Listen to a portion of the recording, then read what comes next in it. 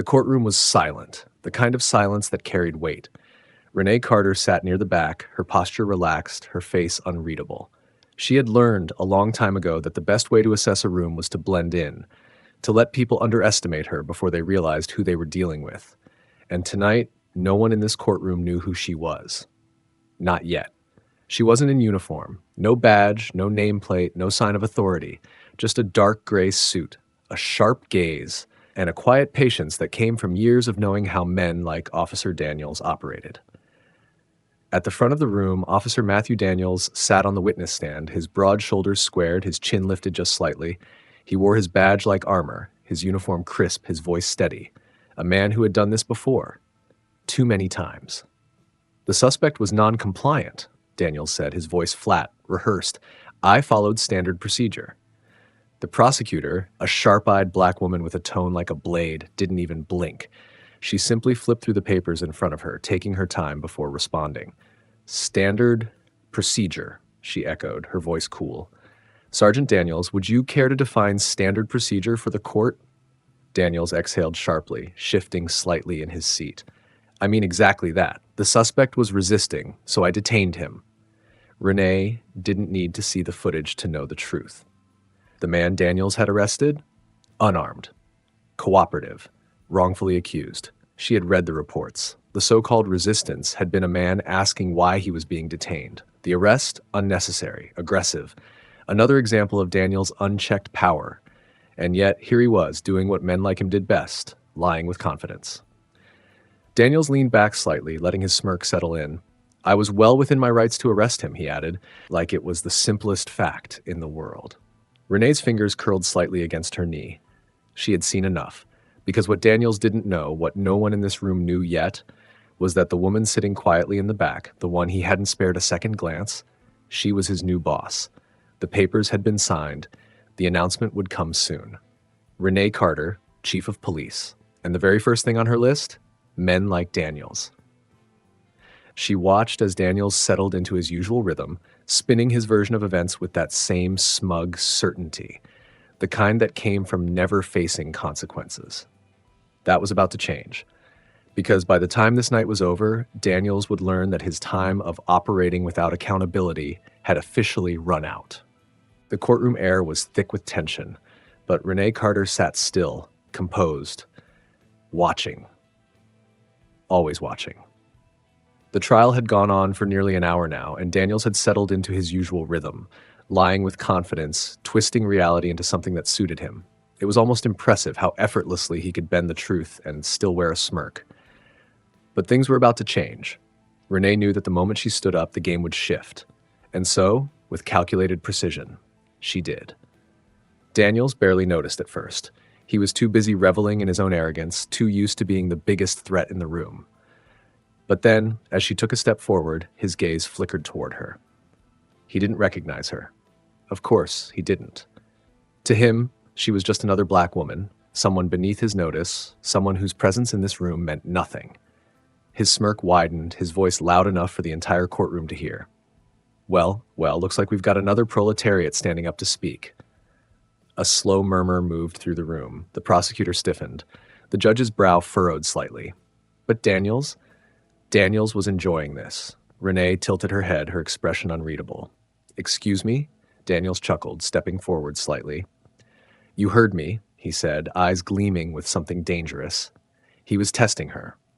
Renee had spent years dealing with men like him. She had seen them abuse power, had watched them prey on those who didn't have the strength or the position to fight back. But she wasn't one of those people. Daniels scoffed when she didn't react the way he wanted. He squared his shoulders, stepping even closer, invading her space.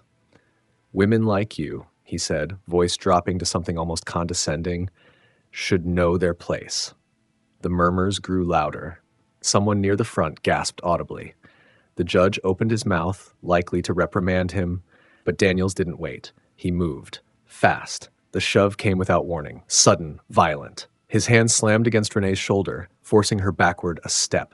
A calculated show of dominance. The courtroom erupted. Gasps. Shock.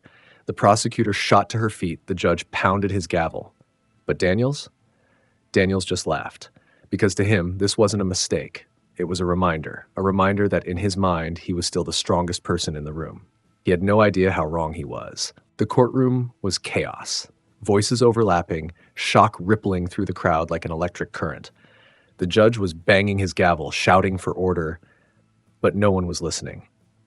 And yet, in the center of it all, Renee Carter didn't move. Daniel's laughter still echoed in the air, smug and dripping with confidence, the kind of confidence that only came from years of unchecked power. But that power was about to be ripped from his hands. Renee straightened, brushing off her shoulder where he had shoved her, more out of habit than anything else. Then, with deliberate, measured calm, she reached into her jacket and pulled out her badge, a flicker of metal, a symbol of authority. And in that instant, the entire courtroom froze. Daniel's smirk faltered. His eyes narrowed, trying to process what he was seeing. Renee let the silence hang for a moment before speaking. "I am Sheriff Renee Carter." The words landed like a hammer. She saw it happen, the slow unraveling of Daniels' certainty. His posture stiffened, his lips parted slightly, his expression shifting from amusement to confusion, then to something colder. She took a step forward, her voice steady, controlled, unshaken. "And as of this week, Sergeant Daniels, you are now working under me." The courtroom erupted. Murmurs turned into full conversations, disbelief spreading like wildfire. The prosecutor was staring at her with wide eyes. The judge had gone rigid, and Daniels had gone pale.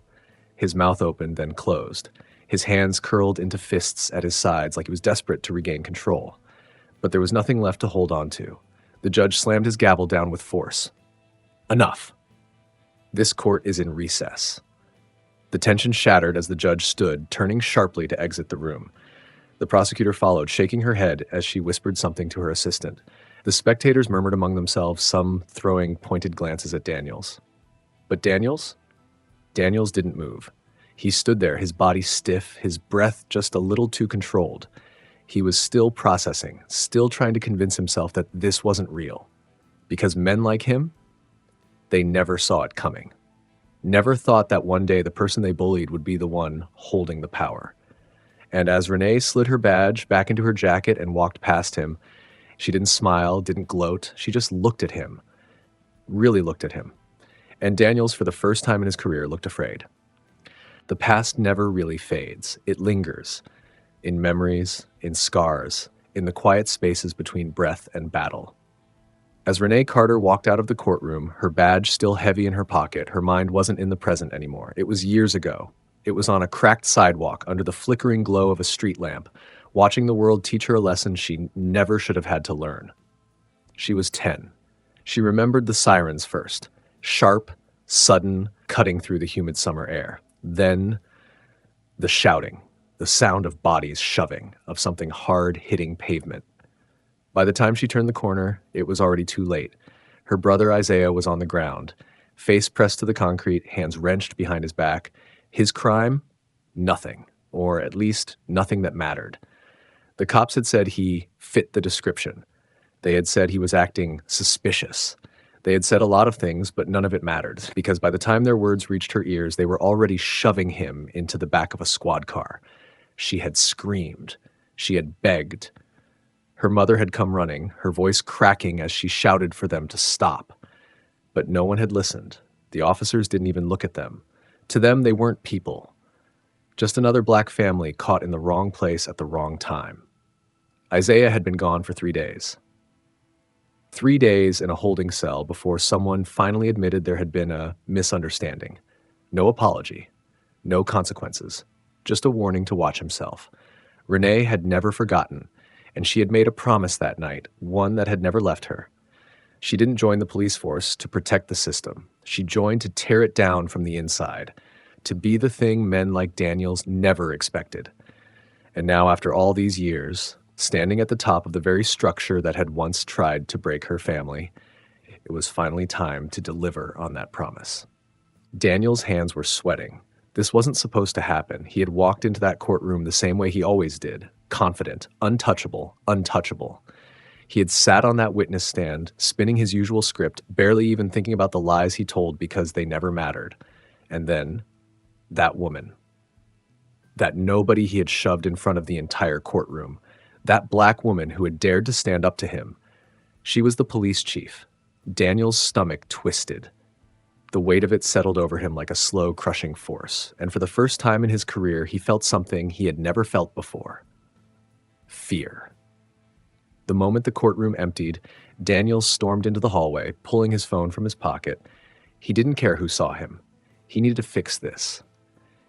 He dialed a number, one of his allies in the department, someone who could make this disappear. The line rang twice. Then, finally, Daniels, he didn't waste time. "We've got a problem." Silence. Then a slow inhale on the other end. "Yeah," the voice said, lower now. "I heard." Daniel's pulse kicked up. "So, what the hell are we doing about this?" Nothing. No immediate reassurance. No promise that the system would do what it always did, protect its own. Just silence. Daniels gritted his teeth. "Don't tell me you're hesitating." Finally, the man spoke. "Daniels, you don't get it." Daniels stiffened. "Get what?" A sigh. The words landed like a bullet to the chest. Daniels felt his breath stall. "What the hell are you talking about?" "You don't go up against a police chief." The voice was quiet, almost cautious. "Especially not a black police chief after you just assaulted her in front of half the damn city." Daniels clenched his jaw. "This isn't my first complaint. That's the problem." Daniels froze because he knew what that meant. The complaints against him, the ones that had been buried, ignored, laughed off by the old guard. They weren't buried anymore. Someone was digging them up. And Daniels didn't need to ask who. A sharp voice cut through the hallway. "Sergeant Daniels." He turned, and there she was. Renee Carter, the woman he had dismissed, the woman he had shoved, the woman he had tried to intimidate, standing before him as his superior. Her expression was unreadable. No gloating, no satisfaction, just cold authority. "You'll be placed on immediate suspension," she said. "An internal review is being launched into your record. Every complaint, every use of force, every case." Daniels felt his stomach drop. Renee's voice didn't waver. "Not once. And I suggest you get a lawyer." Daniels had never felt powerless before. But as she turned and walked away, as his so-called allies refused to answer their phones, as the walls of protection he had always counted on crumbled around him, for the first time he realized he wasn't untouchable. The evidence was damning, overwhelming, the kind that didn't just destroy careers, it exposed systems. Renee Carter sat across from the judge in his private chambers, a thick manila folder resting between them. She hadn't said much when she walked in, just placed the file on the polished wood desk and slid it forward. Judge Whitaker, a man with more years behind the bench than most officers had in the field, hesitated before reaching for it. That hesitation, it told her everything. He already knew, not the details maybe, not the sheer scale of it, but he knew the pattern, and he hadn't done a damn thing about it, until now. With a slow breath, the judge opened the file, and the silence in the room changed, page after page, complaint after complaint. Dozens of citizens, Black, Latino, poor, all describing the same officer, the same abuse. Daniels had been unstoppable, unquestioned, and for years, no one had cared. Renee watched as the judge's fingers tightened on the edge of a report. He wasn't breathing as steadily now, but she wasn't finished. She leaned forward, flipping the next set of pages for him. Falsified reports, fabricated evidence. Daniels hadn't just brutalized people. He had built cases against them. He had destroyed lives. And then, finally, the surveillance footage. Renee pulled out a flash drive, placed it gently on the table. "The security cameras," she said evenly. The ones he didn't know were running. The judge looked at it like it was a live grenade. Because maybe it was. He exhaled, leaning back, rubbing a hand down his face. For the first time, he looked tired. Not just the exhaustion of a long day, the exhaustion of realizing the truth had been in front of him for years. And he had let it happen.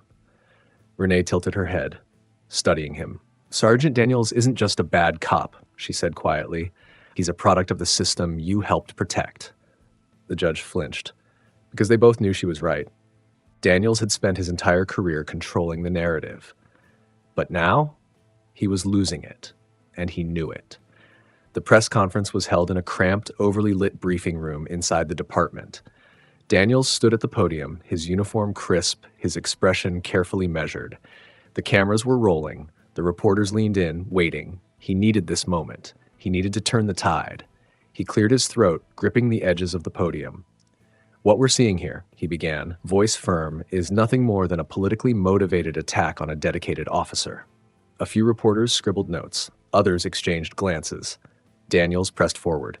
"I have spent years protecting this community, and now, because of a smear campaign orchestrated by people with their own agendas, my career is being put on trial."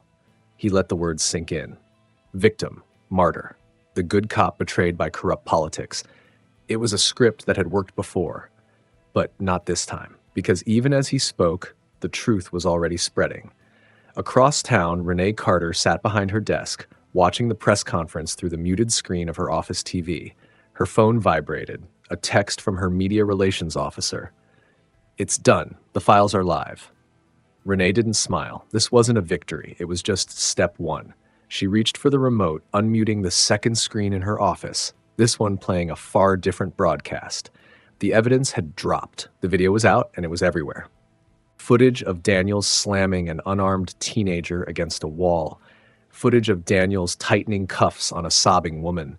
Footage of Daniels smirking as he shoved a black man to the ground. The public wasn't just watching, they were furious. Social media exploded, news outlets scrambled. The press conference was being interrupted mid-broadcast as reporters received alerts about the leaked evidence. Daniels saw it happening in real time. His phone buzzed violently against the podium. He glanced at his aide, who was frantically whispering into a phone. And then, a shift. The reporters who had been scribbling notes, now they were glaring. The ones who had been half listening, now they were scrolling through their phones, eyes widening. Daniel's mouth went dry. His control was slipping. He tried to push forward. "I," a voice cut through the room. Sharp, unforgiving. "Sergeant Daniels, care to comment on the newly released footage?" Daniels' grip on the podium tightened. "I don't," another reporter cut in. "You claimed this was a political conspiracy, but this video shows you brutalizing civilians." Daniels' pulse pounded. "This is taken out of context. Which context justifies slamming a restrained suspect into a wall?" Daniels was drowning, and in that moment, he knew it. An hour later, Renee Carter stood in front of a podium of her own. No frantic defense. No manufactured outrage, just the truth. "This is not just about a bad cop," she said, voice steady, powerful. She let the words settle.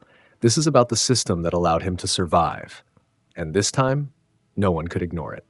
Daniels had spent his entire life playing the system. Now he was running from it.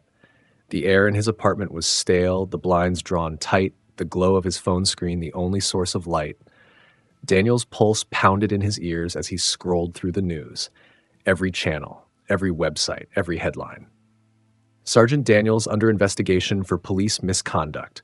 New footage exposes pattern of racial profiling, violence." Police Chief Renee Carter vows to clean house. Daniel's jaw clenched. His career was gone. His reputation ruined. And now they wanted to put him in a cage. His grip tightened around the phone. No. He wasn't going to sit back and let them decide his fate. He needed to disappear. But Renee Carter was already ahead of him.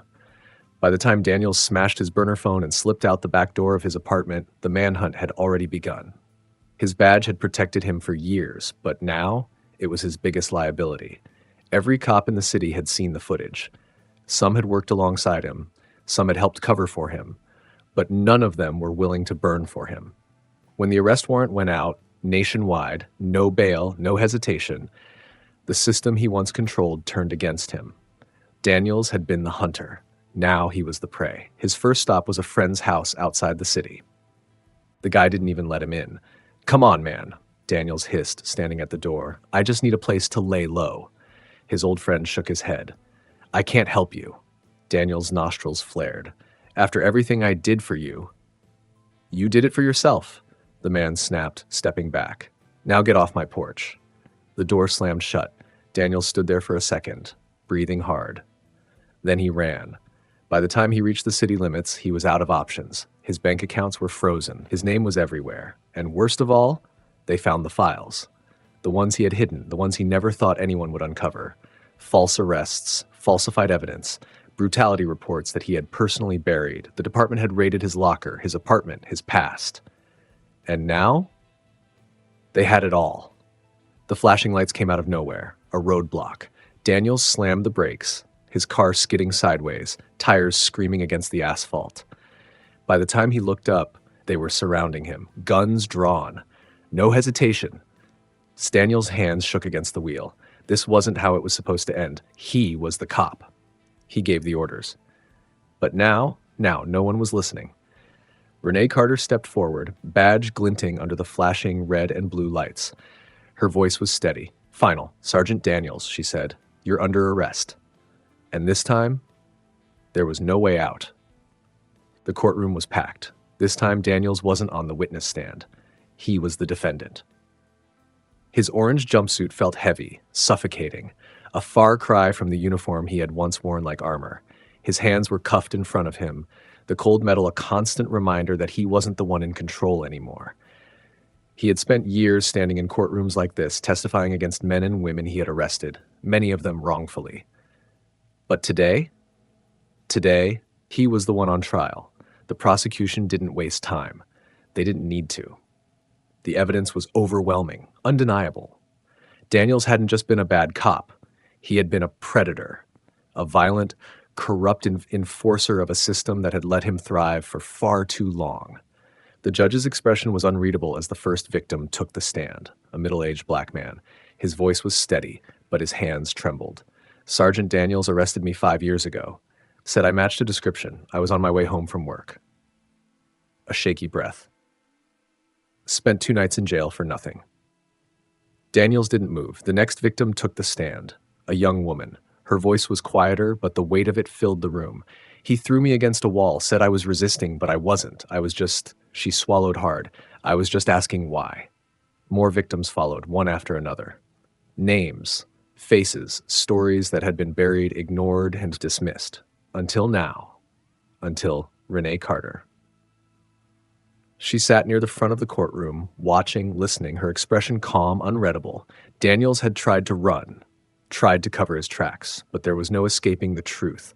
The prosecution played the videos, the footage that had gone viral, Daniels tightening cuffs on a crying woman, Daniels slamming a teenager against a squad car, Daniels smirking as he shoved a man to the ground.